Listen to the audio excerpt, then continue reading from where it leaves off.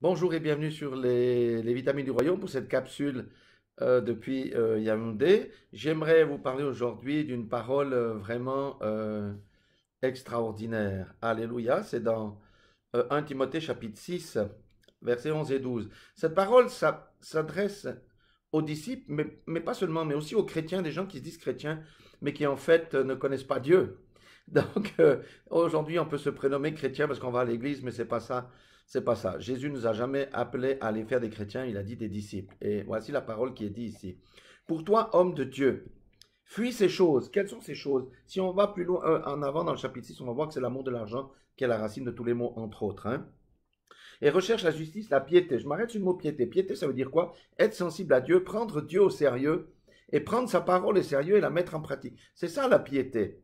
Amen. Mais quelqu'un qui ne lit pas la parole de Dieu, comment peut-il marcher dans la piété? Il ne sera pas lavé par la parole, l'eau de la parole, il n'aura pas accès à la révélation, il marchera de manière impie selon le train de ce monde.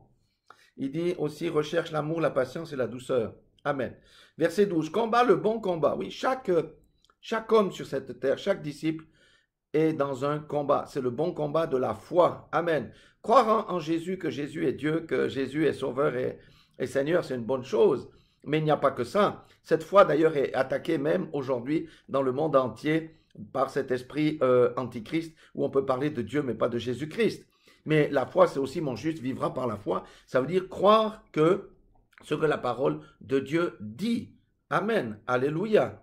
C'est la marche par l'esprit. Sans la foi, il n'y a pas de marche par l'esprit possible. Il n'y a que la marche par la chair. Et la chair mène au péché. Et nous savons que le salaire du péché, c'est la mort. Et que la vie éternelle ne peut pas être donnée à ceux qui marchent de manière impie. Regardez maintenant ici. Combat le bon combat de la foi. Saisis la vie éternelle. C'est pas parce qu'on a proclamé qu'on a su qu'on a la vie éternelle. La vie éternelle ne commence pas ici. La vie éternelle commence après le jugement. Amen. Les uns auront la vie éternelle, les autres seront condamnés à la destruction et jetés dans les temps de feu, de soufre et de feu.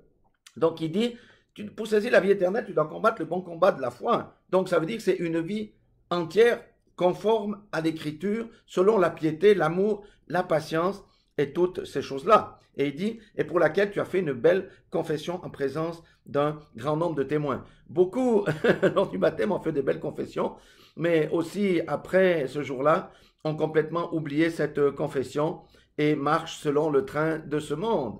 Amen. On ne peut pas parler de vie éternelle pour ces gens qui ont juste fait une confession et qui ne manifestent pas du tout le potentiel du salut par leur comportement. Parce que quiconque a véritablement cru, il y a une transformation intérieure qui se fait et la personne change. Le nouvel homme prend le pas sur le vieil homme. Amen.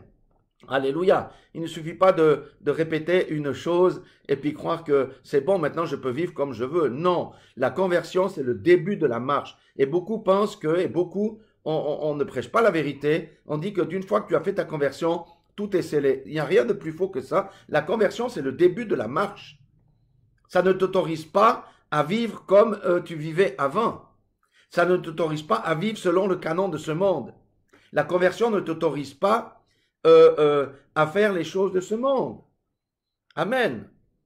La Bible dit clairement que Jésus a dit, je suis dans le monde, mais je ne suis pas de ce monde, parce que je vis selon l'esprit. Et l'esprit a des désirs contraires à ceux de la chair et à ceux de ce monde-là. C'est pourquoi nous devons veiller sur nos voies. Amen. Jusqu'à notre dernier souffle, nous sommes dans un combat. Non, mais celui qui n'a pas de combat dans sa vie doit se poser la question à qui il appartient, quel est son Père. Alléluia. La Bible promet la vie éternelle, mais promet aussi dans cette vie la persécution. Ce n'est pas que bénédiction, bénédiction. Venir à Dieu sur la base uniquement, je vais recevoir les bénédictions, je me convertis, ce n'est pas une conversion. Amen.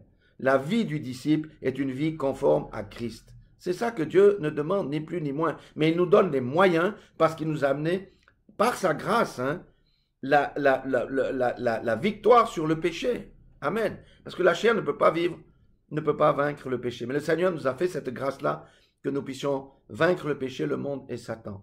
Voilà, écoutons la parole de Dieu et mettons en pratique et prenons garde à nos voix et manifestons le véritable salut de Dieu dans nos vies. Soyez tous bénis dans le nom puissant de Jésus-Christ.